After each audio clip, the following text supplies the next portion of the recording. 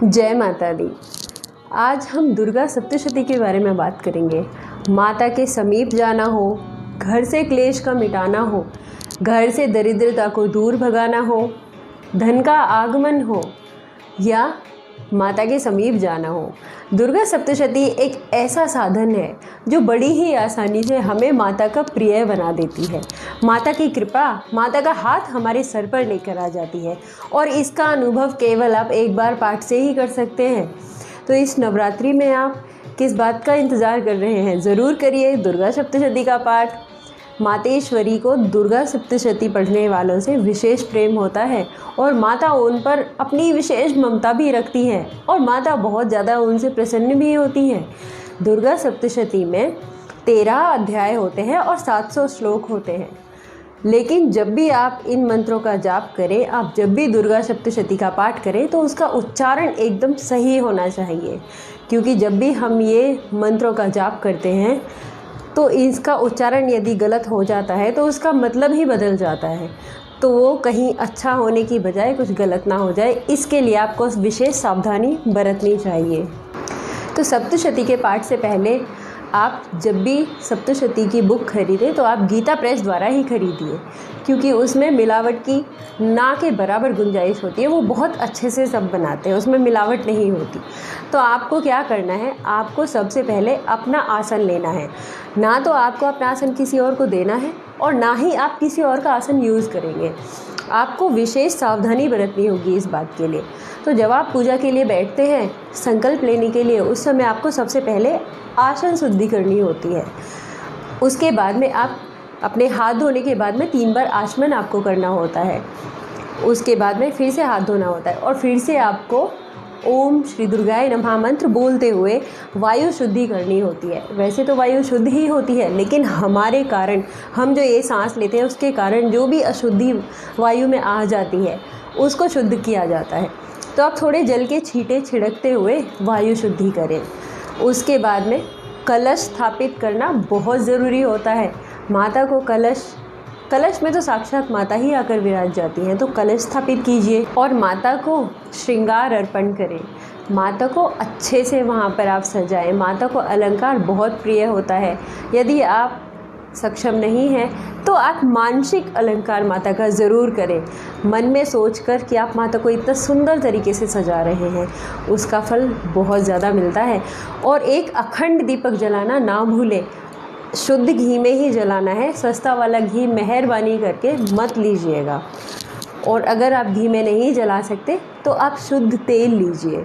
सस्ता वाला पूजा वाला तेल के नाम पे जो मार्केट में मिलता है वो आपको यूज़ नहीं करना है, वरना तो कुछ अच्छा होने के बजाय पता नहीं क्या ही हो जाएगा। और रही बात कलश स्थापना की, तो कलश में आपको स्टील के बर्तन यूज़ नहीं करने हैं। हो सके तो पूजा में ही इस्तेमाल मत कीजिए। आप चाहिए तो मिट्टी के बर्तन ले सकते हैं, मिट्टी का कलश ले सकते हैं, वो बहुत शुभ भी होता है। और जो नारियल आप कलश में लेंगे वो नारियल पूरा होना चाहिए, साबुत, उसको आपको छीलना नहीं है, जटाएं सहित ही आपको रखना है। इस पर स्वास्तिक और ओम मनाना ना भूलें और मौली बांधना भी ना भूलें।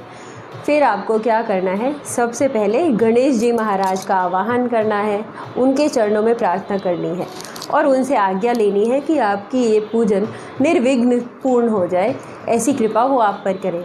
फिर आपको कार्तिकेय महाराज जी का कोई मंत्र, ध्यान मंत्र बोलकर उन्हें प्रणाम करना है।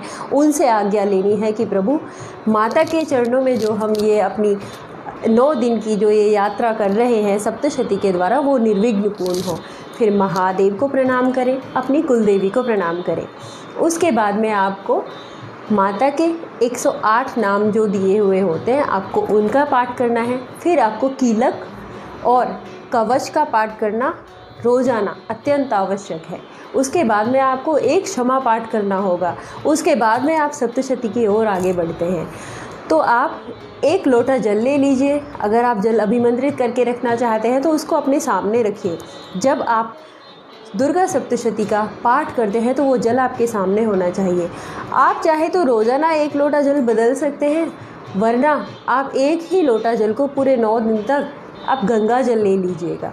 उसको एक अच्छे से डब्बे में बंद करके रखें और जब पूजा करें उसी जल को दोबारा लोटे में डालकर अभिमंत्रित होने के लिए रखें। फिर ये कोई साधारण जल नहीं रह जाएगा, साक्षात माँ का आशीर्वाद बन जाएगा। आपके घर में कोई भी बंधन हो, आप घर में छिड़क सकते हैं। कोई बीमार हो तो आप उसको पिला सकते हैं, उसके ऊपर दूरवा से वो जल छिड़क भी सकते हैं। और अपनी फैक्ट्री या अपनी दुकान में आप इस जल को ज़रूर छिड़के। आप देखेंगे यदि कोई नेगेटिव एनर्जी भी होगी ना तो वो भी दूर भाग जाएगी। और यदि आपके घर में ऐसी कोई समस्या नहीं है, माता की भरपूर कृपा है, तो आप उस जल को रोज़ाना माँ का आशीर्वाद अमृत समझकर थोड़ा थोड़ा करके पी भी सकते हैं। आपको 9 दिन तक व्रत रखना है। यदि आप नहीं रख सकते तो कोई बात नहीं, उतरती चढ़ती व्रत कर लीजिए। वरना तो अगर आप वो भी नहीं कर सकते तो आप उसका कारण माता को बताएं ज़रूर कि आप किस कारण से व्रत नहीं कर पा रहे हैं। उसके बाद में सप्तशती का पाठ करिए। और पाठ होने के बाद में रोज़ाना जब आप पाठ करेंगे तो रोज़ाना एक बार क्षमा पाठ आपको पहले करना है पूजा शुरू करते हुए, और एक बार पूजा ख़त्म होने के बाद में करना है। और आपको कुंजिका स्तोत्र का पाठ ज़रूर करना है, ये आप ध्यान रखें। और सप्तशती का पाठ करना बहुत ही सरल होता है, ऐसी कोई बड़ी बात नहीं है। और माता इससे बहुत ज़्यादा खुश हो जाती हैं। मातेश्वरी अपनी खूब कृपा आप सब पर बरसाएं। यदि ये वीडियो आपको पसंद आता है तो इसको लाइक और शेयर ज़रूर कर दीजिए। मेरे चैनल को सब्सक्राइब कर दीजिए। जय माता दी।